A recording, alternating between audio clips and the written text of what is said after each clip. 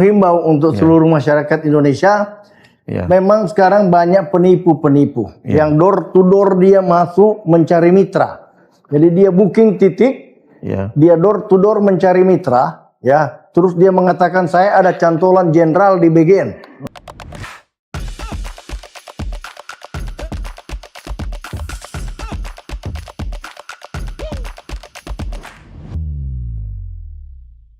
People, selamat berjumpa lagi kita di MP Bercerita di kali ini. Di saat ini luar biasa Manado Post dalam program MP Talk kedatangan tamu narasumber yang luar biasa, Bapak Jenderal Bintang 3, Bapak Letjen TNI Purnawirawan Lodewijk Pusung, putra asli Kawanua, putra asli Sulawesi Utara, tepatnya di Tonsea, ya Pak Jenderal. Dan di saat ini berkesempatan memenuhi undangan dari Manado Post untuk menjelaskan terkait program yang sangat mulia dari Bapak Presiden kita, Bapak Presiden Prabowo Subianto dan Wapres Bapak Gibran Rakabumi terkait dengan makan bergizi gratis.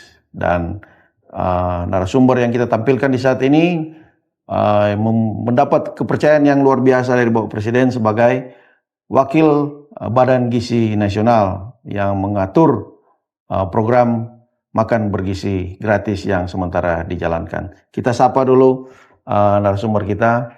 Selamat pagi Pak Jenderal. Selamat pagi. Selamat berkudapa lagi. Terima kasih.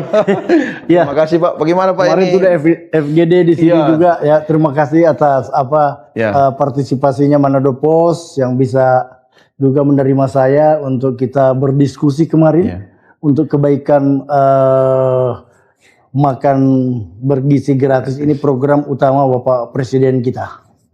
Sekali lagi terima kasih Manado Post. Ini jumpa lagi dengan para pemirsa Manado Post, dan saya sekali lagi terima kasih, dan mudah-mudahan pertemuan kita ini bukan sekarang aja, ke depan lagi kita bisa banyak bertemu, saling memberikan masukan. Itu yang paling penting. Badan Gizi Nasional itu sangat terbuka menerima koreksi-koreksi masukan untuk kebaikan program ini. Demikian Pak Philip. Ya, terima kasih Pak Jenderal. Jadi pemirsa People, Pak Jenderal ini tanggung jawabnya sangat besar. Sebentar akan bercerita karena ini terkait juga bela negara, bagaimana kita membela rakyat kita, bagaimana masa depan rakyat kita, generasi kita, dan solusinya ini makan bergizi gratis. Sebentar akan dijelaskan panjang lebar oleh Bapak Jenderal. Tapi sebelumnya Pak Jenderal, saya mau tanya-tanya ini. Saya sangat salut dan jempol sebagai orang Sulawesi Utara, orang Minahasa. Sangat bangga ada putra Minahasa, lebih khusus lagi Minahasa Utara ini punya karir yang cemerlang di TNI. Nah, sekarang bintang 3 ini kan nyandak banyak putra Kawanua yang bintang 3. Nah, kalau bintang apa ada 1, 2, tapi bintang 3 ini mungkin nyanda sampai 10, kalau 5, 6 ada. Pak Jenderal, coba ceritakan di masa kecil Pak Jenderal di mana. Terima kasih Pak Philip. Jadi begini, saya ini asli saya dari kampung kecil di Desa Paslaten, Kecamatan Kauditan, ya, Kabupaten Minahasa Utara.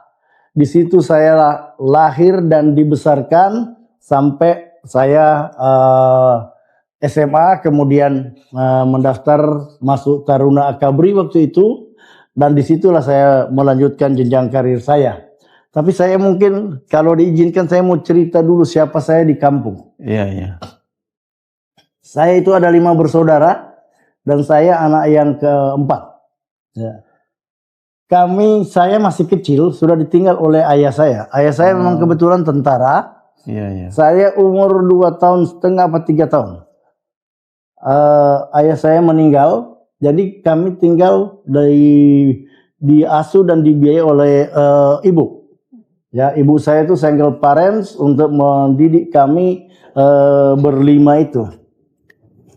Saya sekolah mulai dari SD, SMP, SMA dia di kampung di Paslaten dan Lembean. Di situ.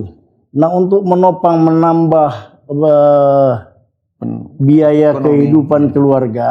Kebetulan di kampung saya itu kami banyak pohon seo kalau di sini bilang ya, pohon aren kalau orang Jawa bilang. Saya mulai belajar untuk membuat gula batu, ya gula batu, gula merah, Gula aren ya. gula merah, gula aren kalau di Jawa, ya. Brown sugar. Ya. Tapi saya tidak diajari untuk membuat cap tikus. Saya waktu itu belajar bikin gula aren atau gula batu kalau orang Manado bilang. Itu saya lakukan mulai dari SMP sampai SMA. Sampai SMA saya lakukan itu, memasak itu. Kemudian itulah yang menambah sedikit biaya untuk ya kalau boleh dikatakan itu menambah biaya. Saya beli buku, beli apa-apa, ada beli baju, sepatu. Ya beli sepatu itu. Walaupun sepatu dulu kan masih susah sekali itu. Tapi kita dengan biaya itu, ya sedikit banyak itu sudah membantu meringankan beban orang tua saya yang single parents waktu itu ya, membiayai kami. Nah disitulah kehidupan saya itu. Tapi di filosofi membuat gula batu itu ada yang saya dapatkan di situ. Pelajari karena membuat gula batu itu kita harus disiplin waktu. Disiplinnya itu kita harus bangun pagi, ya bangun pagi untuk pi batifar, pi ambil DP seguer itu, ya. Kalau lebih dari jam 6 matahari sudah ada, itu nanti nggak akan bagus. DP seguer itu nggak bagus, ya. Nah, di situ dari situ itu. Nah kemudian sore saya harus batifar lagi, ya. Itu bedanya kalau bikin cap tikus saya bisa jam berapa aja batifar boleh. Kalau ini enggak, kita harus disiplin waktu. Tepat waktu. Nah itulah filosofi kehidupan yang bisa saya petik dari situ, bahwa disiplin waktu itu sangat penting. Dan saya secara tidak langsung sudah terlatih itu. Karena saya pagi batifar dulu, baru saya persiapan ke sekolah. Itu kalau nggak diatur betul waktu itu agak keteteran juga. Terlambat ke sekolah. Terlambat. Dan memang saya waktu itu kalau mungkin banyak teman-teman kita yang kadang-kadang dia ada belajar bersama, saya tidak, karena saya harus membantu orang tua untuk menambah biaya, membantu orang tua menambah biaya sekolahnya kami. Nah itulah kehidupan zaman dulu. Dan dari kegiatan itu, filosofi itu yang saya bawa mungkin untuk disiplin waktu itu. Itu yang saya dapatkan dari situ. Di samping tentunya duit untuk bisa membiayai diri. Itu sudah mandiri dan nah, kemudian di samping itu kalau libur, saya juga membajak sawah. Kebetulan nenek saya itu dia punya sawah dan kita dapat itu. Saya belajar untuk membajak sawah. Jadi kalau orang bicara tentang bajak sawah, saya paham. Dan saya pernah lakukan itu. Saya lakukan itu mulai dari, kalau itu saya lakukan mulai dari kelas 3 SMP sampai saya tamat. Saya lakukan itu waktu itu ya. Itulah kehidupan di kampung, ya, kampung kecil di mana ya orang harus fight di situ karena situasi keluarga orang tua. Saya dari umur 3 tahun sudah ditinggal bapak saya, jadi tinggal ibu saya yang membiayai kita. Nah itu di sana. Kemudian saya masuk Akabri, nah, puji Tuhan, alhamdulillah saya diterima. Kemudian berlanjut terus sampai saya dilantik menjadi perwira. Saya bertugas di Batalion 507 Surabaya. Kemudian habis itu saya pindah ke Kalimantan. Nah, ke Kalimantan itu masih pangkat-pangkat kapten, ya. Nah habis itu dari Kalimantan saya sekolah Seskuat namanya. Sekolah Seskuat. Pas tes itu saya lulus, saya sekolah. Kemudian itu sekitar tahun 97. Setelah itu saya masuk Jakarta. Jakarta itu lagi bergejolak waktu itu. Lagi reformasi. Tahun 98 awal itu saya masuk Jakarta. Nah, terus disitulah saya berdinas di Kodam Jaya di situ. Kemudian saya ditunjuk menjadi komandan batalion di salah satu batalion di sana 203. Dan itu kerjaannya dulu kita pengamanan di ibu kota. Nah, saya memang agak telat kawin. Saya kawin di situ sama istri saya kawin. Jadi saya kawin umur 38 39 tahun. Itu. Memang ya itulah. Mengejar karir. Kebetulan saya dapat istri saya dokter, orang Manado juga. Ya. Dia Matilda Mangindaan, orang Amurang. Orang Pondang, orang Pondang. Tapi memang dia lahir besar di Jakarta, kemudian kuliah di Unsrat, dia kedokteran Unsrat, terus pindah lagi ke sana. Saya pacaran dengan dia, dan ya kami sekarang punya anak 2. Kebetulan kembar, laki dan perempuan. Luar biasa. Saya kasih nama Michelle dan Michela. Ya, yang Michael sekarang sudah di sini, dia mau usaha katanya. Dia mau peternakan aja karena dia lihat prospek. Sepertinya mendukung program ini. Mendukung kalau ayam petelur itu, ayam pedaging juga luar biasa. Nah, kalau yang cewek sekarang dia ada di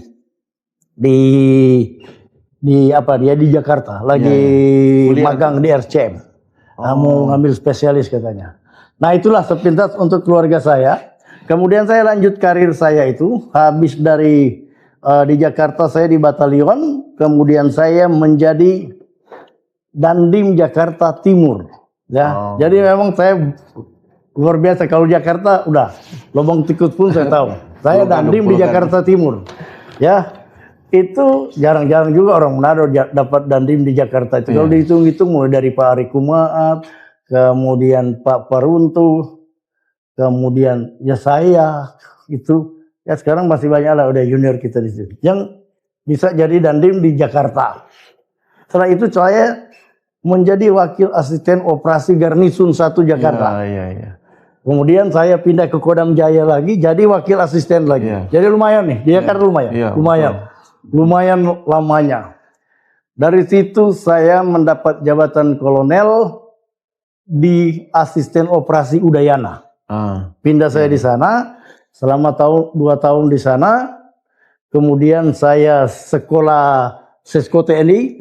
Jadi jenjang sekolah di TNI itu saya ambil semua itu, nggak ada yang lewat. Kebetulan aja gitu. Sekolah Sesko TNI, terus saya ditahan menjadi dosen di sana. 1,5 tahun. Jadi dosen saya di sana. Nah, orang kan bilang, tapi kalau saya merasa itu dosen kayaknya saya pilihan, dan saya merasa saya dipilih untuk menjadi dosen di situ. Ya, karena udah yang baik-baik itu taruh di sini kita. Ya, 1,5 tahun. Kemudian saya ditunjuk menjadi komandan Korem Parepare. Baru di situ saya masuk Sulawesi. Parepare kan Sulawesi. Saya dan rem di situ selama 2 tahun juga. Habis itu saya pindah menjadi inspektorat di Angkatan Darat, tapi masih kolonel. Kemudian saya diberikan kesempatan juga Lemhanas di situ. Saya ikut Lemhanas dan puji Tuhan, alhamdulillah lancar. Sementara Lemhanas saya ditarik lagi menjadi inspektorat di Kostrad, di Gambir itu. Gambir. Lagi di situ saya ada surat perintah menjadi bintang 1. Menjadi kepala staf Garnisun 1 Jakarta. Ya, kepala staf Garnisun 1 Jakarta. Hanya berapa juga orang Manado di situ dulu, Pak Ari Kumaat, Pak Albert Inkiriwang. Terus saya kayaknya, terus sekarang banyak adik-adik yang kesini. Ya, di Garnisun 1 Jakarta itu. Dan memang ya kalau di Jakarta Garnisun 1 itu udah luar biasa. Banyak orang-orang tua kita tahu lah, Garnisun 1 Jakarta itu luar biasa. Dari situ saya pindah ke Kalimantan lagi, menjadi kepala staf Kodam, Mula Warman. Di sana 6 bulan, saya diberikan kehormatan lagi untuk dapat 2 bintang menjadi Panglima Divisi Infanteri 1 Kostrad di Cilodong. Ya, itu memang jabatan yang sangat bergengsi kalau di Kostrad itu Panglima Divisi 1 itu luar biasa itu. Nah, saya ditaruh di situ. Kemudian puji Tuhan, saya diperintah lagi menjadi Pangdam 1 Bukit Barisan. Yang dulu itu membawahi 4 provinsi, yaitu Sumatera Utara, Sumatera Barat, Riau, dan Kepri. Besar. Nah, saya di situ 2 tahun juga. Saya 2 tahun di situ, kemudian saya diperintahkan menjadi asisten operasi Panglima TNI. Disitulah saya 1,5 tahun, terus pensiun. Ya, banyak isu-isu nanti Pak Pusung mau jadi ini, menjadi ini, enggak. Karena Tuhan sudah gariskan saya mungkin kamu pensiunnya bintang 2. Ya udah, saya ya memang nggak begitu. Udah pengabdiannya luar biasa. Karena jadi panjang pengabdian. asisten operasi Panglima TNI itu ya termasuk juga orang pilihan itu. Yang Manado di situ tuh Pak Joni Lumintang kalau salah. Pak Joni Lumintang terus saya. Ya. Joni Lumintang tuh asisten operasi dulu. Nah, saya selesai pensiun saya di situ. Saya setelah itu pensiun, kemudian saya 2019 saya diajak bergabung di Gerindra di Jawa Barat.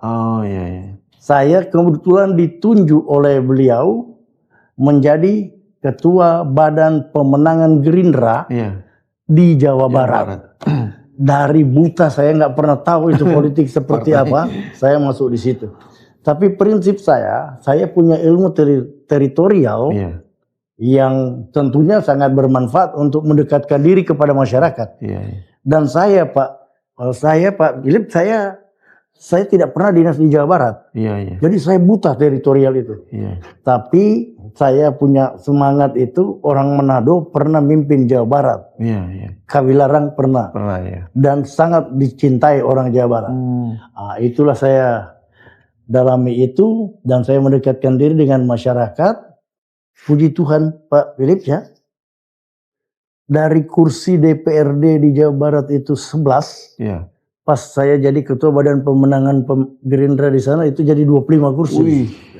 Disitulah. 3 kali lipat ya. Disitulah. Ini bukan memuji diri, tapi saya mau menyatakan bahwa orang Manado dimanapun ditaruh bisa. Bisa. Ya, itu. Dan saya nggak pernah tahu di Jawa Barat, nggak pernah. Kalau ke Jawa Barat sekolah.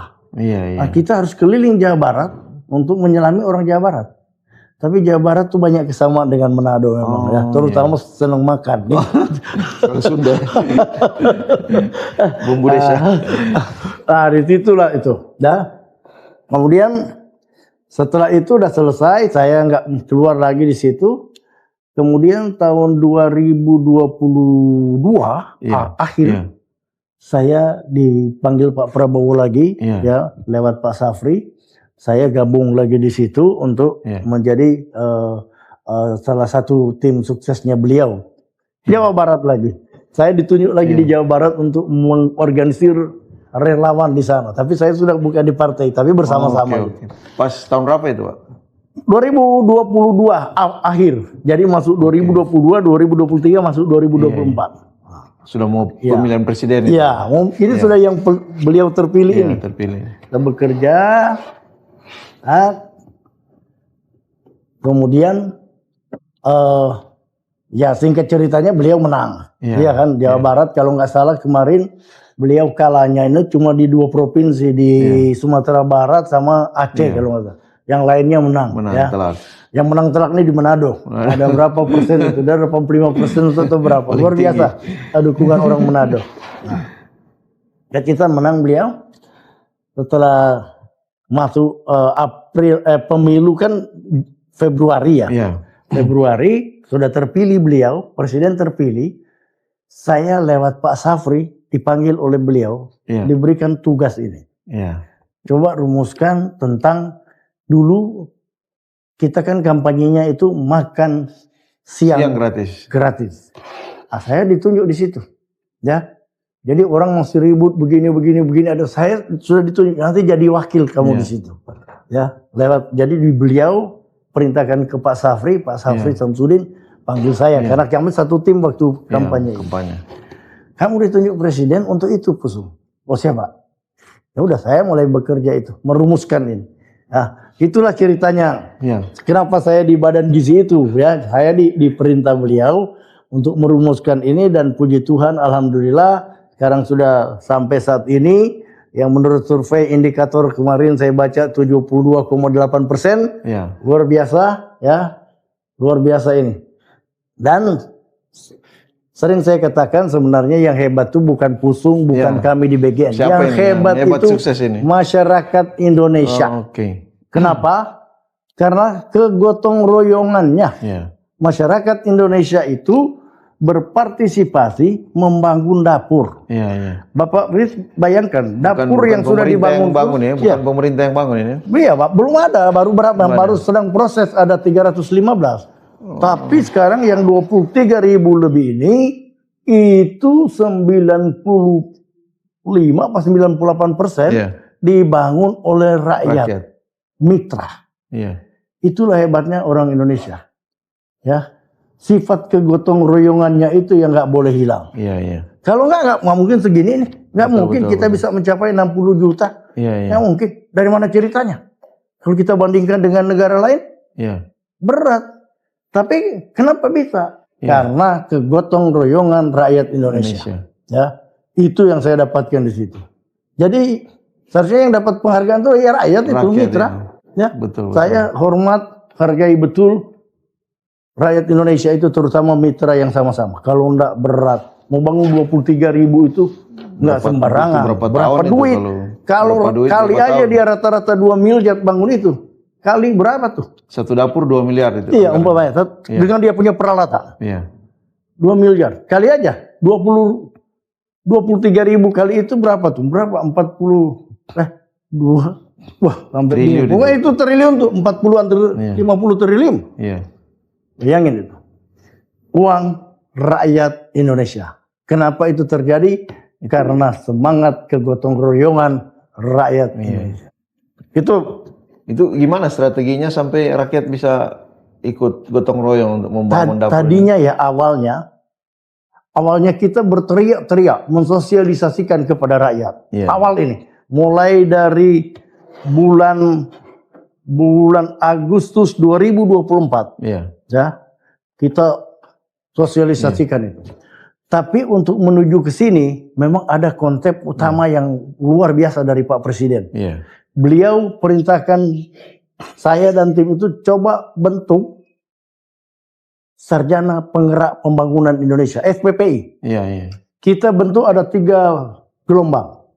Gelombang pertama itu ada 900 sekian 1000 orang, tapi dia lulusnya cuma 900 berapa gitu. Kemudian bikin lagi gelombang kedua itu 1062 orang lulus. Ada orang Manado banyak. Kemudian yang paling banyak ini gelombang ketiga. Ya, batch 3 ini ada 30.000 dibentuk sama beliau.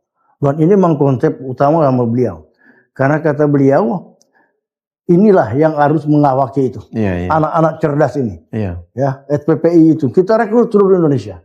Nah sekarang puji Tuhan, mereka jumlahnya sudah 32.000 lebih. Ya, angka pastinya saya udah lupa. Karena ada yang sudah resign juga, ada yang sakit. Nah, luar biasa. Itulah yang menggerakkan dapur ini. Itu yang menggerakkan dapur yang sekarang sudah 23.000 lebih itu. Luar biasa. Itu dan konsep itu dari beliau. Iya, iya. Kita nggak terpikir. Strateginya luar biasa ya. Kita nggak terpikir. Coba bayangkan kalau kita punya dapur 23.000. Sekarang kalau bayangkan itu. Terus nggak ada yang ngawaki yang kita didik. Betul, betul. Dan anak-anak itu kita didik, ada yang 7 bulan, ada yang 5 bulan, ada yang 4 bulan. Oke. Dididik dan dia diberikan disiplin, ya mohon maaf bukan militerisme ya. Iya, iya. Diberikan disiplin militer untuk supaya dia bisa fight di kampung. Karena mereka di kampung-kampung. Iya, iya. Di kampung-kampung. Ya paling ada 1-2 di kota lah. Ya. Kayak kemarin saya datang itu di kampung Minsel itu. Liando itu. Liando. Di kampung Liando itu di Minsel itu luar biasa itu terpencilnya. Nah nanti akan ada satu sarjana di situ untuk memimpin dapur itu. Itu semua konsep Bapak Presiden kita. Dia bikin konsep itu dan itu kita didik bersama Universitas Unhan, Universitas Pertahanan. Nah, karena kalau BGN belum ada orang di BGN itu. Ya.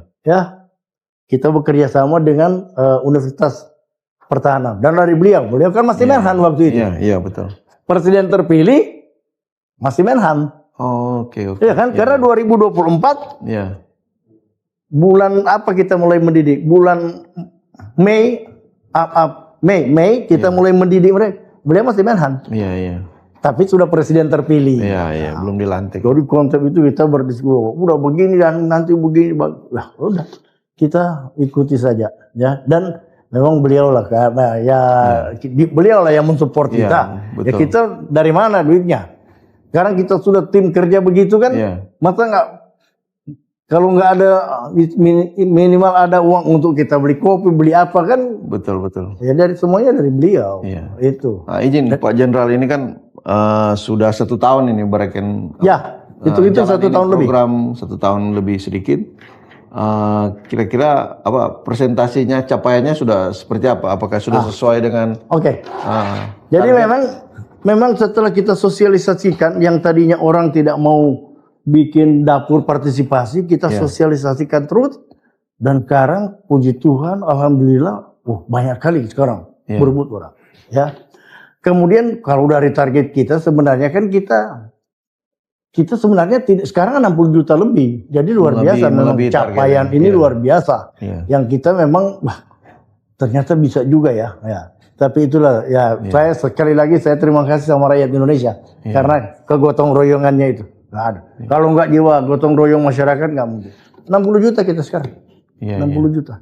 Dan sudah ada perintah presiden, mudah-mudahan, tapi kata beliau udah tenang, jangan ngoyo kalau istilah beliau, nanti 2026 ini dia bisa 82,9. Dan ini kan selalu berkembang. Tadinya kan cuma anak sekolah. Sekarang berapa persen sekarang Pak Jenderal? Sekarang kalau di 60 sudah sekitar 60-an persen. 60 ya? Iya, hampir 60%. Seluruh Indonesia. Iya. Kalau di Sulawesi Utara? Di Sulawesi Utara dia targetnya ada 202 dapur. Sekarang sudah berapa sekarang? 152 ya. Di Sulawesi Utara ada 152 dapur. Baru 50% ya sekitar. Iya, baru 50% lebih kalau nggak salah. 50% lebih ya. Di Sulawesi Utara. 71 apa? 71%. Target tahun ini sudah capai 100% untuk Sulawesi Utara. Saya sangat berharap itu tahun ini di Sulawesi Utara 100%. Jadi semua penerima manfaat itu sudah menerima. Nah, tapi saya melihat saya optimis kok, saya melihat bisa ini. Apalagi partisipasi rakyat luar biasa itu. Dan memang kalau ini, kalau 2016 ini tercapai 100% penerima manfaat di Sulawesi Utara, itu penerima manfaatnya itu yang sudah kita data sekarang ada 600-an ribu lebih. Ya itu masih bertambah, tapi taruhlah kita bulatkan 600 ribu. Kalau semua mereka menerima manfaat, itu artinya Badan Gizi Nasional nanti setiap hari itu bisa nyuplai anggaran ke Sulawesi Utara ini 15.000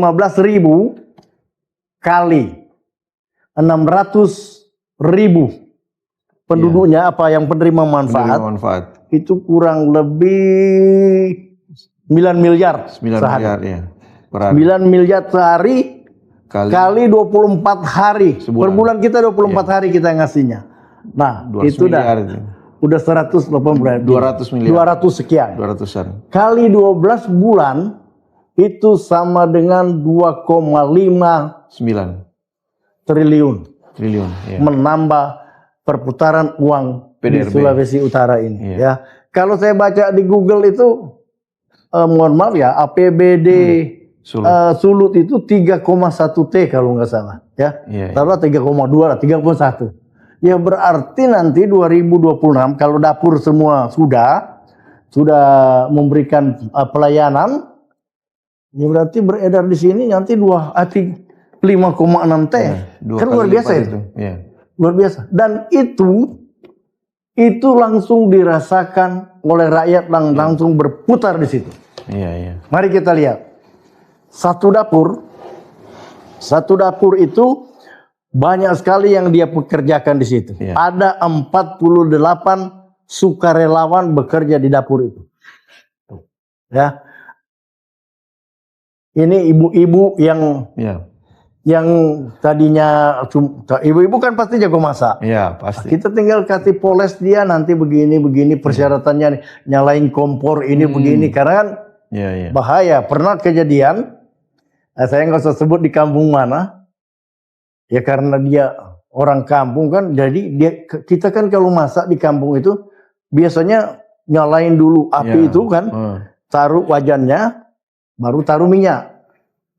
Nah, itu kalau kayu bakar. Tapi kalau kompor nggak bisa begitu. Pernah ada kejadian di satu dapur dia tuh Sudah panas. Oh, gosong itu alat manunya, penggorengannya. Ya. Awal di situlah kita benar ini. Ya, memang saya bilang, ya namun kita kan saya juga di kampung dulu begitu. Betul. Iya kan? Napi nyala, taruh wajan, udah panas baru taruh minyak. Betul. Oh ini nggak bisa rupanya itu. Gitu. Nah itu pengalaman itu. Nah kita didiklah masyarakat itu 48 orang. Satu dapur ini. Satu dapur. Sukarelawan. Digaji berapa mereka punya gaji itu? Mereka digaji antara 2.180.000, dia antara 2.400.000 sampai 3 juta. Ada yang dia sesuai levelnya. Mendekati ada yang aslap UMP, mendekati UMP. Iya. Kalau di sini mungkin sudah sesuai UMP itu. Kalau di Jawa nggak bisa. Dia masih denda. Tapi yang penting kan ada. Dan kita tinggal lihat ada ya ibu-ibu juga. Karena 50 tahun apa kan masih. Kalau kerja di luar kan udah nggak mungkin. Nggak bisa ya. Ini masih bisa kita wadahi di situ. Dan terus terang saya kalau lihat ya semangat ibu-ibu yang tadinya mereka nggak ada kerjaan. Sekarang kalau istilahnya orang Manado yang tadinya kalau sore-sore cari kutu di bawah pohon. Nganggur. Sekarang tuh ada kerjaan dia kan. Kan orang lihat kalau di kampung itu. Iya betul. Duduk di tangga cari kutu. Sekarang ada kerjaan. Ini bukan mau ini tapi kenyataannya memang begitu ya. Kasih kerjaan. Ini waktu saya dulu ini. Sekarang ada kerjaan. Jadi lapangan pekerjaan terbuka di situ. Itu baru khusus sukarelawan di dapur. Iya. Sekarang efek dominonya di sekitar situ. UMKM. Kemarin saya cek, ada UMKM di sekitar dapur itu. Karena hari Sabtu itu kita harus memberikan roti atau kue apa. Ya. UMKM yang bikin. Dan kita berikan aturan oleh BGN. Tidak boleh roti biskuit apa yang kebanyakan gula. Manfaatkan UMKM. UMKM pun jangan terlalu banyak gula. Karena bahaya itu. Jadi kita taruh di situ. Tadi saya cek kemarin di satu dapur. Ada susu. Yang 125 ml. Ada jeruk. Ada pisang. Kue itu. Kue UMKM itu. Susu, jeruk, kue UMKM. Apalagi itu ada 4 macam kemarin. Itu kita hitung ini berapa. Itu dia mencapai kemarin saya cek itu 10.500. Oh rugi dong kamu, saya bilang. Pak ini kan eskos. Jadi kelebihan beberapa hari yang lalu tuh dia taruh di situ. Jadi susu, jeruk, kue itu ada 4 atau apa satu lagi lupa lah. Jadi itu, ya itulah luar biasanya dampak. Efek dominonya multiplier efeknya luar biasa. Dari dapur ini. Tuh. Sekarang supplier. Satu supplier itu dia mungkin punya pegawai 3-4 orang. Nah, dapat itu.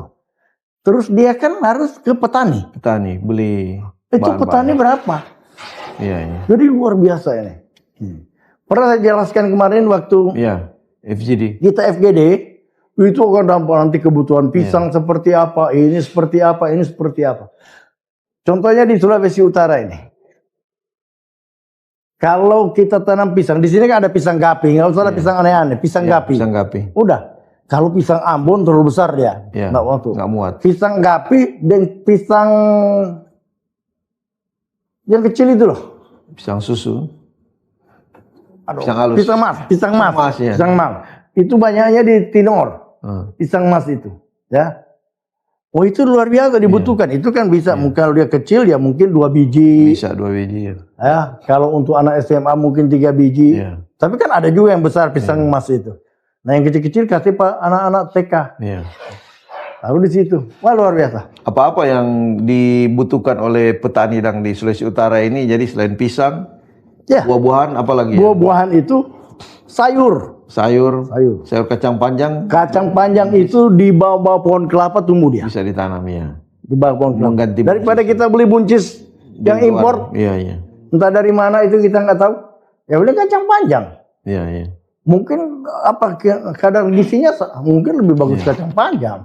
Iya betul. Ini yang Kalau akan ini beras. beras. Nah, beras memang kalau saya pelajari memang Sulawesi Utara agak berat. Mudah-mudahan ada ketahanan pangan yang digalakkan oleh Kementerian Pertanian. Ini bisa memacu para petani di sini untuk lebih menggalakkan itu. Karena terus terang saya pelajari beras kita masih, ya boleh saya bilang kita masih impor dari sidrap kok, dari Sulawesi Selatan. Tidak mencukupi yang di Borong itu, lumbung. Nggak akan cukup. Lumbung padi kita nggak cukup ya. Nah, kemudian sayur. Sayur kan kita, mohon maaf, sayur kan Kangkung. andalan utama Modo Inding sama tomohon. Sama tomohon. Yang lainnya enggak. Perlu mungkin digalakkan. Ya contohnya yang bisa tumbuh di daerah-daerah agak panas ini seperti minut. Ya itu kacang panjang. Iya. Ya kalau kol, petai segala macam dia harus di atas sana. Iya. Kangkung, kentang. Ya, tapi kangkung juga jangan sampai tiap hari orang kangkung kan nanti mengantuk anak-anak di sekolah. Ya, makanya diatur itu. Hari ini mungkin kangkung, besok ini kacang panjang, besok lagi daun ubi sawi kan putih. Pak Jenderal, daun ubi kan bisa. Daun ubi juga boleh, tapi kayaknya jangan banyak-banyak. Jadi semua akan menjadi uang. Membuka lapangan pekerjaan para petani. Ya. Kemudian supaya telur ayam. Telur ayam itu Kementerian Pertanian dia menggalakkan ada peternakan keluarga. Iya. Jadi sebentar Pak Jenderal, jangan dulu masuk di peternakan, itu kan agak besar. Ini petani-petani dulu di pedesaan ini. Imbauan Pak Jenderal, apa yang harus ditanam? Jadi mari orang bertanam, gunakan itu lahan, jangan ada lahan tidur. Tanam apa yang kira-kira ini bisa terserap di dapur itu, apa yang bisa ditanam? Semua terserap di dapur itu ya, sayur mayur ini. Bisa hidroponik, tapi hidroponik kan agak susah mungkin. Susah ya. Ya, kalau di kota mungkin boleh hidroponik. Tapi di pekarangan rumah, jangan ada lahan tidur di Sulawesi Utara. Dulu kan orang ingat, Sulawesi Utara itu tongkat ngana taruh di sana dia tumbuh ya. Iya kan? Nah sekarang tanam aja. Saya jamin pasti terbeli oleh MBG. Dapur MBG. Dapur MBG akan membeli itu. Orang dia kesulitan kok sekarang. Sekarang kesulitan. Saya memperkirakan, memprediksi. Kalau semua jalan ini dapur di 100% di Sulawesi Utara 100% berjalan. Berat. Kekurangan pasok ini hasil. Rantai pasoknya pasti akan terganggu. Ya. Nggak usah jauh-jauh, saya kasih contoh. Saya bilang, saya pernah tanya, di Minang Utara, mohon maaf saya sering ngomong Minang Utara kan saya tahu betul di situ. Itu pasarnya paling ada 5 atau 7 itu. Pasar Air Madidi. Iya. Di Membe. Pasar Air Madidi, yang pasar kecil-kecil, yang besar cuma Air Madidi. Iya. Nah, di situ, ya di pasar itu. Sekarang dapurnya, kalau dia jalan semua ada 24 dapur. Iya, khusus di Minang. Bisa berkelahi di pasar itu, cari sayur, berebut sayur bahaya. Nah makanya saya bilang coba galakkan. Saya kemarin ketemu dengan Pak Wakil Bupati Minsel, karena Modo Inding itu di wilayahnya. Iya. Saya coba galakkan lagi petani tambah, karena satu-satunya pensuplai sayur mayur Modo Inding. Iya. Nah ini kalau kamu biarkan ini membahaya. Kamu harus galakkan lagi mereka yang minimal ada afirmasi dari Pemda lah untuk Minsel itu kan Pak, banyak petani itu tenang nilam, jadi tinggalkan itu ya, ganti dengan saya beberapa waktu yang lalu pernah mantan Kadis Pangan Sulut datang ke kantor saya. Dia cerita, Pak, kita bahaya mau menggalakkan ini, tapi sekarang dia udah pensiun kalau nggak salah, udah diganti dia. Pak siapa saya lupa tuh. Dia masih 2025 awal ketemu saya. 2025 awal itu, ketemu Pak. Agak berat kan di Sulawesi Utara. Loh kenapa? Orang tanam nilam ya. Waduh, gue bilang bahaya ini. Nah, ya memang nilam kan naik, harganya bagus. Sekarang kayaknya agak jatuh dia. Ya, makanya ganti itu dengan sayur-sayuran, ganti itu dengan yang dibutuhkan oleh makan bergizi gratis. Nggak ada yang tidak terbeli nanti. Nanti pasti terbeli. Iya, di pasar pasti laku. Di pasar pasti laku. Dan nggak usah ke pasar. Langsung ke dapur. Ini dapur. Terus ada yang lahan-lahan tidur di sini. Bawa aja ke sini. Iya. Betul. Bawa. Ini kan yang lagi diupayakan juga supaya Koperasi Merah Putih itu menampung itu. Ya. Nanti Koperasi Merah Putih menjual kepada MBG. Nah, itu. Dan memang ini luar biasa konsep Pak Presiden ini, ya. Dia bikin Koperasi Merah Putih untuk ini mengkoordinir untuk karena beliau sudah memprediksi kalau ini jalan agak berat memang rantai pasoknya itu. Ya, agak berat. Saya beberapa kali ke Jawa Barat itu karena saya itu di situ.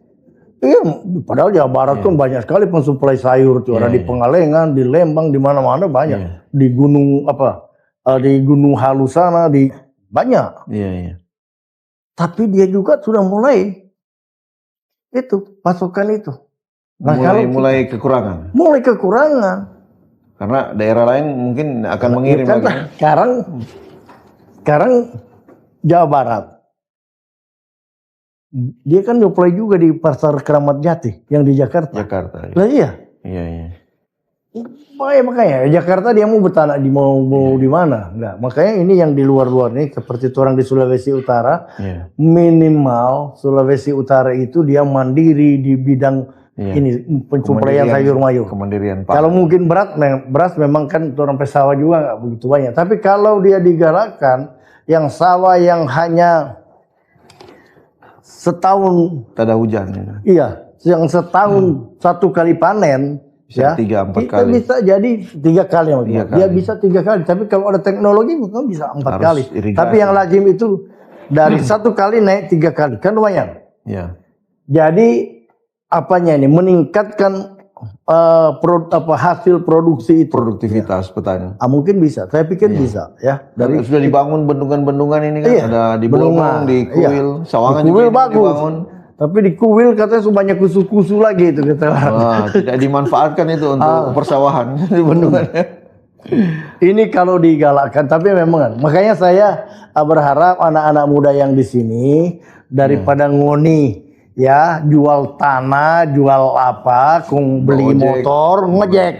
Enggak, jangan. Ya, mendingan ngoni bakebong. Ya, dan udah nggak usah lah, banyak kok. Nggak usah malu. Ya, nggak usah malu orang. Apa yang mau malu? Mau saya, yang penting halal orang bekerja untuk itu. Wah, ini Pak Jenderal bisa jadi jenderal. Saya juga dulu. Saya juga batifar ya. Nah, jadi jual gula batu. Jual gula batu kita. Jadi yang begini-begini, udahlah. Nggak usahlah kamu berpikir. Karena saya kalau ketemu anak muda, Pak tolong beli jodoh tapi tanah ini. Terus uangnya mau kamu apa ya? Beli motor. Terus motor ojek. Wah, tuh ini kacau ini kalau begini. Pemikirannya anak muda ya. Banyak lapangan kerja tuh. Jadi dari pertanian ya. Dari pertanian. Jadi anak-anak muda Sulut pertama jangan jual kebong, bawa ojek. Baru jangan mau di Kamboja lagi tuh. Pergi urusan di sana, banyak yang dapat tangkap. Tuh hari ada saya ditelepon. Ada barusan 2 jenazah dipulangkan sudah mati. Ada. Ya, ini terpaksa cerita ini. Ada katanya dia Famputsung lagi ya. Kita. Saya bilang, terus saya kontak sama ada Adhan di sana, tolong lu cari dia. Bang, nggak tahu di mana. Tapi mudah-mudahan dia udah sekarang sudah nggak ada uang, mungkin sudah ditemukan dia pulang. Lari kan kasihan. Dan itu udah nggak usah lah percaya sama mulut manis orang itu. Ini nanti begini. Bohong. So banyak pengalaman. Dapat tangga di sana, disiksa, mati di sana. Coba. Padahal gajinya juga nggak besar-besar banget kalau saya lihat. Ya. Coba kalau dia bertani di sini. Bertani kobong. Sekarang saya masuk ke peternakan. Peternakan ya. Sekarang peternakan. Bagaimana ini masyarakat supaya beternak ayam ini? Masyarakat bisa berternak ayam pedaging, ayam petelur. Sekarang saya cek kemarin telur itu 2.000 perak satu. Ada yang itu sudah termasuk murah. Ada yang 2.100. Gila. Ayam itu 1.000 ekor atau 100 ekor lah. 100 ekor itu dia bertelur setiap hari 85 sampai 90 butir telur. Tinggal orang kali 2.000 setiap hari itu. Terus dia pepakan bagaimana? Dan model bikin kandangnya itu nggak simpel-simpel. Saya banyak contoh. Di Makassar saya lihat ada contoh dia satu keluarga itu beternak 30 ekor. Ya. Modal di bawah 10 juta itu ya kalau kecilan itu paling ekor. Berapa juta itu. Dan seharusnya kepala dinas peternakan. Terobos itu ada anggaran di Kementerian Pertanian tentang ini untuk pelayan bibit itu kepada masyarakat. Ada. Kemarin saya itu dengan Pak bantuan Mentan ada itu Pak Jenderal. Nanti dia dapat udah nanti bantuan bibit. Bantuan bibit kan bibit sudah nggak beli. Kemudian dia kandang bisa diajarin seperti ini, sederhana. Berarti di satu dapur itu dia kan berarti membutuhkan 3.000 butir telur minimal 3.000 tergantung berapa kandang ini masyarakat kalau hanya tadi 100 itu butir, bisa 20 kandang lebih di sekitar kalau cuma 100 ya betul bisa hidup ini masyarakat hidup tuh dari ayam petelur belum lagi ikan mas ikan mujair apa bisa itu di sini. Betul. Luar biasa. Untuk membuka lapangan pekerjaan itu sangat luar biasa. Makan bergizi gratis ini dan yakinlah kalau dulu mungkin terus siapa yang mau beli? Kan begitu orang. Sudah ada ini. Masa terus mau makan semua ini? 3.000 dibutuhkan. Sekarang saya pastikan pasti terbeli oleh MBG. Nggak mungkin tidak. Dapur MBG pasti beli. Pasti dapur MBG beli. Dia juga nyari kok. Cari saya ini baru berapa ini sudah setengah mati orang cari-cari itu.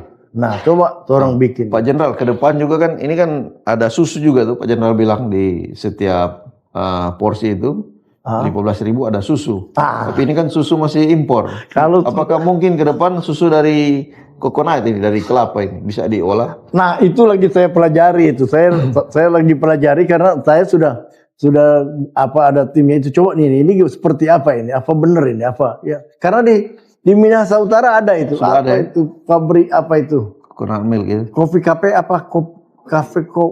itu diminum kita lagi pelajari itu dan kalau itu bisa ya puji Tuhan alhamdulillah bisa membantu kelapa di orang di Sulut ini karena kan kalau kelapa luar biasa DP banyak di sini kan di Tonsea sana bagus sekali. Nanti coba nih, saya dengan tim itu saya coba ini, bisa nggak ini? Bisa.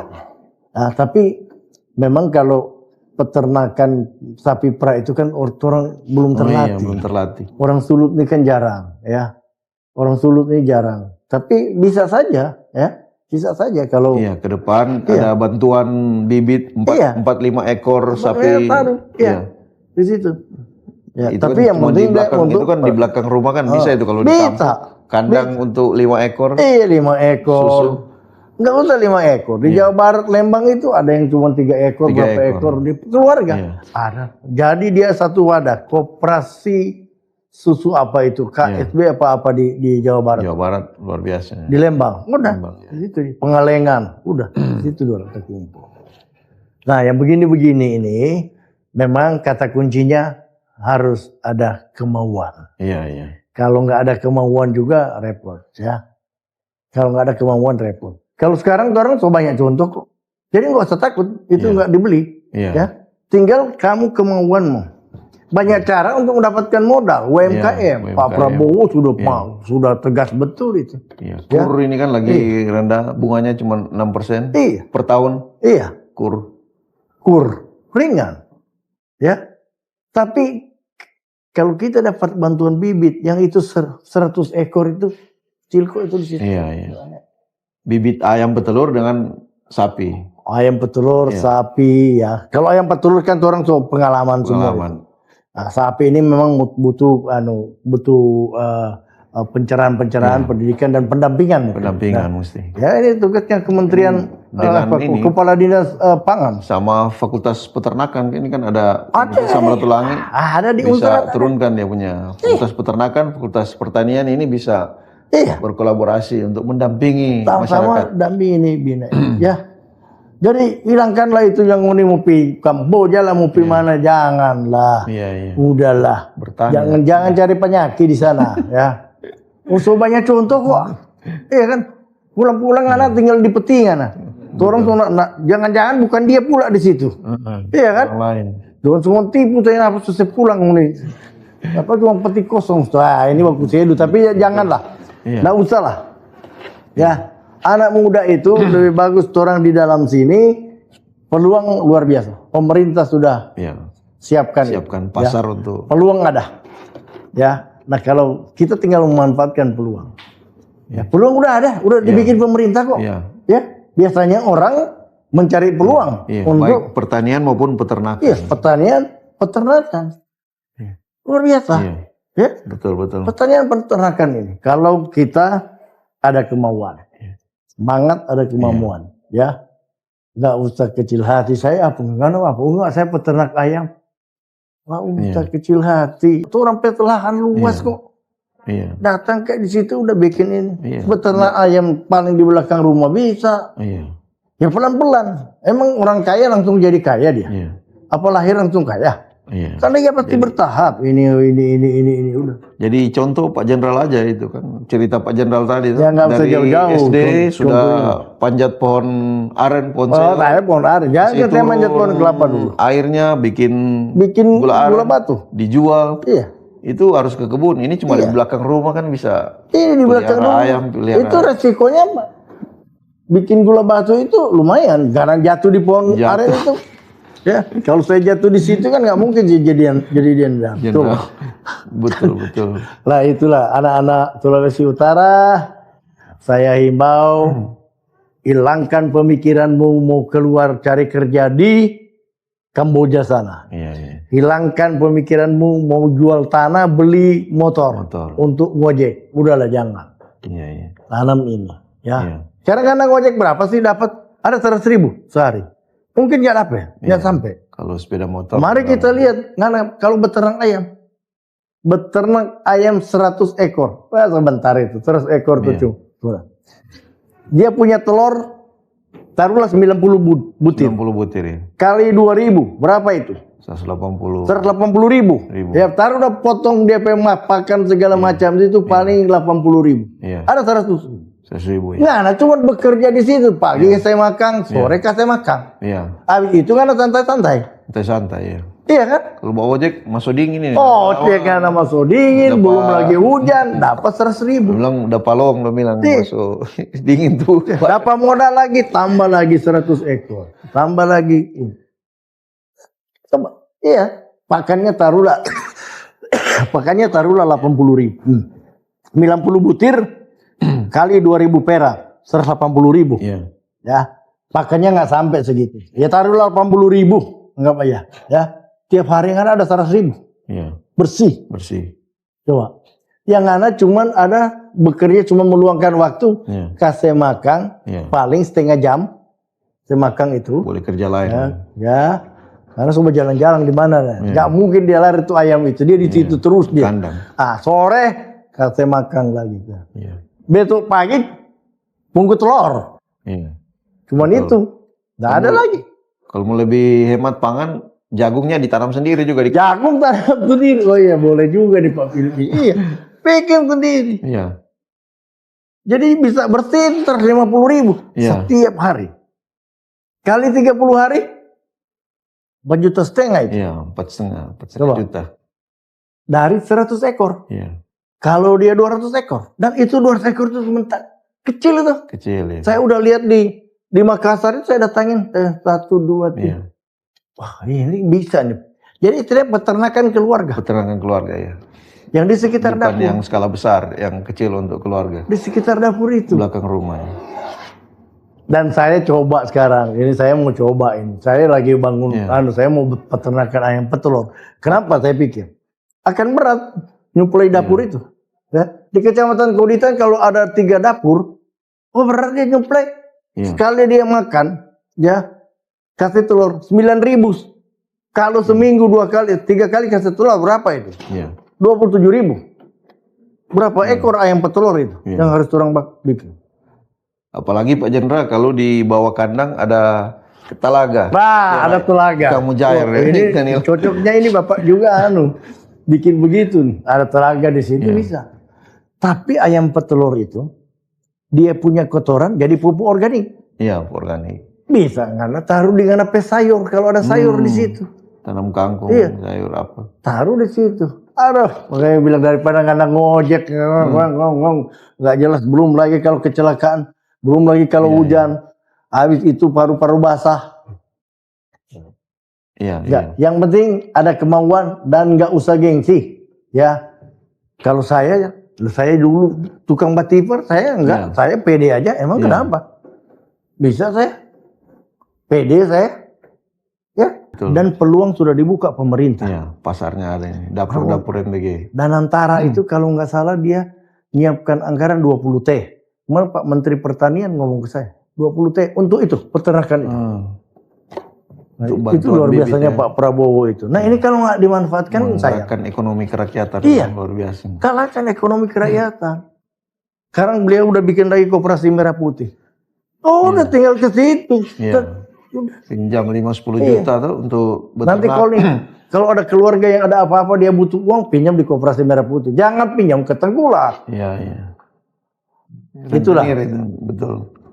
Itu luar biasanya. Hasilnya memang Pak Jenderal di Sulawesi Utara misalnya yang Pak Jenderal hitung tadi 600.000 penerima manfaat. Ya. Memang saya lihat data juga di Badan Pusat Statistik. Betul Pak Jenderal sampaikan itu. 2,5 triliun itu di tahun kemarin itu menyumbang PDRB dari jadi pertumbuhan ekonomi tertinggi Sulawesi Utara barusan itu dirilis BPS dari makan minum, dari konsumsi. Ya itu. Dan setelah saya hubungkan ternyata dari MBG ini yang 600.000 penerima manfaat itu menyumbang 2,5 triliun terhadap produk domestik regional bruto Sulawesi Utara. Itu udah statistik di sini kan? Iya, data statistik. Katanya penyumbang terbesarnya konsumsi. Hampir 6% pertumbuhan ekonomi. Nah, iya, pertumbuhan ekonomi. Dari 5 itu sudah 5,9. Kalau Pak Jenderal hitung tadi Sulut lebih tinggi dari nasional. Hebat ya. Kalau sudah 70-80% atau bahkan 100% dapur MBG berdiri di Sulut, pasti pertumbuhan ekonomi 8% yang ditargetkan oleh pemerintah dari Pak Presiden sampai Gubernur itu bisa capai dari ekonomi kerakyatan ini. Kalau semua provinsi seperti itu di 8%. Jadi nggak muluk-muluk tuh targetnya Pak Presiden? Iya, capai itu. Tercapai. 3 tahun depan lah. 2-3 tahun. Tercapai. Jadi kita harus optimis. Dan ini sudah mulai kan? Nyata kan? Orang mau ngomong, wah apa MBG? Ya silakan aja. Tapi yang jelas survei indikator 72,8. Iya. Tingkat kepuasan. Ya. Banyak memang yang cerita. Enggak MBG berhentikan aja. Kemudian pada kesempatan ini saya mau menghimbau untuk seluruh masyarakat Indonesia. Memang sekarang banyak penipu-penipu yang door to door dia masuk mencari mitra. Jadi dia booking titik, dia door to door mencari mitra, terus dia mengatakan saya ada cantolan jenderal di BGN. Ya, saya minta Manado Pos ini bantu kami, cari orang itu, nanti laporkan sama saya. Ya, saya tegas, nanti saya akan laporkan polisi biar diproses orang itu. Ya, saya banyak dengar dan bukan cuma Sulawesi Utara. Seluruh Indonesia. Jadi dia booking titik di sini, di sini. Terus dia berkeliling cari mitra. Dia nggak punya duit, cuman modal membooking titik. Nah itu yang kita terkenal sekarang jual beli titik. Waduh. Nah, dia lewat saya aja, saya ada cantolan jenderal. Dan sekarang dia sudah minta sampai 250-500 juta per titik. Tidak perlu kan itu Pak Jenderal? Dia nggak ngapa-ngapain. Saya datang ke Pak Billy tumpahnya Bapak kan, saya lihat banyak duit ini bisa jadi mitra. Pak, bangun dapur dong di sini. Ini saya udah punya titik. Wah nanti begini. Oh enggak Pak, beres saya ngatur. Nanti saya punya cantolan kok jenderal di sana di BGN katanya. Nah, jenderalnya selesai di situ. Selama ini dia nggak ada tuh yang dan nggak macam-macam. Saya habisi kamu. Ya, udah. Habis itu Bapak bangun. Bapak pakai yayasannya dia. Ini yang paling ini. Terus dia yang punya yayasan ngomong, Pak kalau bisa saya satu porsi 500 perak. Gila nggak kan? Oh, Dia nggak ngapa-ngapain. Dia nggak punya dana, dia cuma modal booking titik. Konon katanya ada cantolan jenderal atau siapa di BGN, terus dia akan urus. Setelah berjalan dia minta setiap porsi 500 perak. Waduh. 500 perak. 3.000. Kalau 3.000 itu 500 kali 3.000 berapa tuh? Berapa? 150.000 ya? Lebih dong. 1 juta itu. 1,5 juta. 1,5 juta. Setiap hari. Kali 24 hari. 24 hari. Berapa duit dia dapat? Kalau satu dapur. Kalau dia punya yayasan punya 10. Iya. Oh mendingan jadi dia saya. Dan itu bukan cuma di Sulut. 50 juta tiap bulan itu kalau 10 di mana-mana. Dia cuma modal yayasan, dia modal booking titik, dia jual dulu titik. Iya. Setelah dia jual titik, orang mitra bangun. Iya. Habis itu dia potong lagi 500 perak per porsi. Iya. Pertanyaan saya Pak Felix. Iya. Kalau saya mitra, saya yayasan, saya potong 500 perak Bapak mitra. Kira-kira berpengaruh nggak diisi? Pengaruh. Diisi ompeng itu. Di menu ya. Pasti berpengaruh. Iya. Nah itulah yang terjadi. Saya mau cerita ini. Kejadian di Manado. Oh. Tapi itu yang saya bilang hebatnya orang Manado itu. Dia tidak publikasi di medsos. Dia WA saya. Ibu itu. Ada sekolah SDN sini. Nggak usah saya sebutin lah ada. Ada di SDN sini di dekat Batu Kota. Menunya tidak memenuhi syarat ya? Dia kirim. Dan memang dia minta nomor itu. Ibu guru dia. Ibu guru. Ya. Mungkin kalau dia dengar ini, dia tuh, oh iya saya pernah minta. Saya waktu Natal datang, dia minta di gereja. Pak Jenderal saya boleh minta nomor teleponnya? Oh boleh Bu. Saya kebetulan guru di SDN ini. Kata saya sebutin lah, gak enak. Oh boleh Bu. Setelah saya di Jakarta, dia kirim. Pak Jenderal, ini makan bergizi MBG yang minggu lalu. Saya bilang memang gila ini kurang ngajar betul ini. Nah, terus dia kirim lagi ini yang hari ini Pak Jenderal. Saya sedih. Tapi ada nilai positif yang saya lihat pada orang Manado. Kalau dia posting di medsos, oh dia pasti jadi terkenal. Si ibu itu pasti terkenal. Kayak orang-orang lain itu. Nah. Tapi dia turun ke saya. Lapor langsung. Ya. Saya langsung bereaksi. Saya bilang terima kasih Ibu informasinya. Saya coba telusuri. Benar, saya telusuri. Coba cek ini. Ya, saya terus staff saya coba cek di Manado. Ini memalukan ini. Benar. Ini coba cek. Ini dapur ini ada di sini. Bagaimana itu mekanismenya? Wow, dia bilang, Pak, ini dapur ini dia yayasannya ini. Ada nama yayasannya. Ya. Saya bilang sama kepala regional, kepala kantor di sini, coba cek dia beli. Dia bilang, cek dia motong berapa? Saya langsung ke situ. Bener 500. Oh. Dia bilang, urus suruh ganti yayasan. Tapi dari berita itu yang saya bilang, saya salut sama ibu ini. Ibu hebat saya bilang. Dari laporan ibu. Dan dia memang mesti berpikir, kalau saya taruh di medsos, ini cuma rame belum tentu diselesaikan. Iya betul. Ya, rame dia jadi terkenal. Dia WA saya. Ibu nggak terkenal, yang tahu cuma saya. Iya. Nggak tahu cuma saya. Makanya di sini saya kalau ibu nonton saya terima kasih sama ibu. Yang mudah-mudahan. Tapi memang mudah-mudahan orang Manado tuh seperti itu. Seperti itulah. Karena kalau mungkin apa-apa dilapor langsung. Orang pikir saya ribut di medsos, banyak yang sakit hati, iya kan? Belum tentu masalah selesai. Iya betul. Tapi kalau ini saya langsung telusuri, nggak pakai ribut. Hebat, saya hormat lah ya orang Manado ini. Gak perlu ribut di motor blabu. Ya, sama saya. Luar biasa Pak Billy. Ada di sini gurunya. Kalian yang nonton saya, salam hormat ibu luar biasa. Mudah-mudahan semua guru itu seperti ibu. Ada nggak benar di MBG, laporkan. Foto itu laporkan sama saya. Ya. Nanti Pak Jenderal kasih nomor juga ke masyarakat. Ya boleh. Ini ada nomor saya. Catat. Catat aja. Ya. Direkam ini Pak Jenderal, silakan sampaikan supaya kalau ada kosong begitu dilapor langsung. Jadi Ngoni Jangan taruh di foto medsos. itu sama dengan yang ibu itu udah kasih pak kita. Ngoni foto itu makanan itu kirim pak kita. Ya, terus nanti saya suruh kepala kantor di sini cek Ya. di mana aja itu dan saya akan cek telusuri itu. Karena saya sudah menganalisa kalau terjadi begitu pasti ada pemotongan. Iya, iya. Ya, mari kita orang sama-sama kawal ini ya. Iya. Catat nomor saya 0816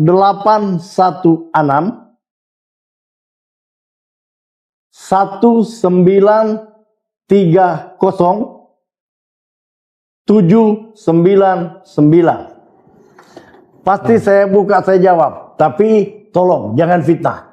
Iya, iya. Tolong jangan fitnah. Saya mau ngerjain jenderal dulu. Ada foto, Difitnah, bukti. Iya.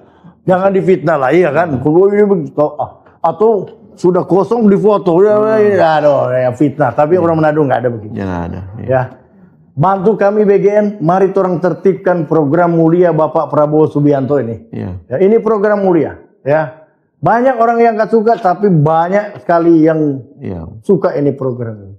Ya, orang satu, mari bantu. Sekali lagi, kegotong royongan masyarakat Indonesia, kegotong royongan masyarakat Sulawesi Utara sangat-sangat penting dan luar biasa untuk membantu BGN.